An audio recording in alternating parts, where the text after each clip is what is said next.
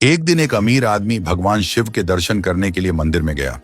इस अमीर आदमी ने बहुत ही महंगे जूते पहन रखे थे और उसने ऐसा भी सुना था कि इस मंदिर में अक्सर चोरी होती रहती है। इस वजह से उसका मन नहीं हुआ कि वह अपने कीमती जूते वहां बाहर छोड़कर चला जाए। जूते पहनकर वह मंदिर में नहीं जा सकता था और उन्हें ऐसे ही बाहर छोड़कर वह जाना नहीं चाहता था। अब वह करे तो क्या करे? वह बड़ी दुविधा में पड़ गया था। थोड़ी देर सोचने के बाद उस अमीर आदमी ने मंदिर के बाहर बैठे एक भिखारी से बात की। अमीर आदमी ने उस भिखारी को अपने जूते संभालने के लिए दे दिए। भिखारी भी उसके जूते संभालने के लिए राजी हो गया। फिर वह अमीर आदमी अंदर मंदिर में पूजा करने के लिए चला गया। पूजा में बैठे बैठे उस अमीर आदमी के मन में ख्याल आया कि भगवान ने कैसी विषम दुनिया बनाई है।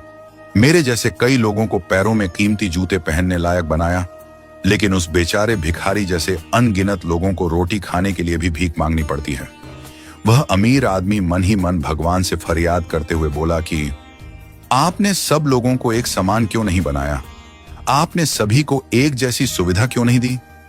फिर उसने मन ही मन तय किया कि यहां से वापस जाते समय वह उस भिखारी को 500 रुपए देकर जाएगा। पूजा खत्म होने के बाद जब अमीर आदमी बाहर आया तो न उसे अपने जूते दिखे, न ही वह भिखारी। उस अमीर आदमी को लगा कि भिखारी किसी काम से कहीं बाहर गया होगा, इसलिए थोड़ी देर तक उसने वहीं खड़े रहकर भिखारी का इंतजार किया। काफी देर तक इंतजार करने के बाद भी जब भिखारी वापस नहीं आया तो उस अमीर आदमी को पता चला कि भिखारी उसे ठग कर चला गया है। दुखी होकर अमीर आदमी नंगे पैर ही अपने घर की तरफ चल पड़ा।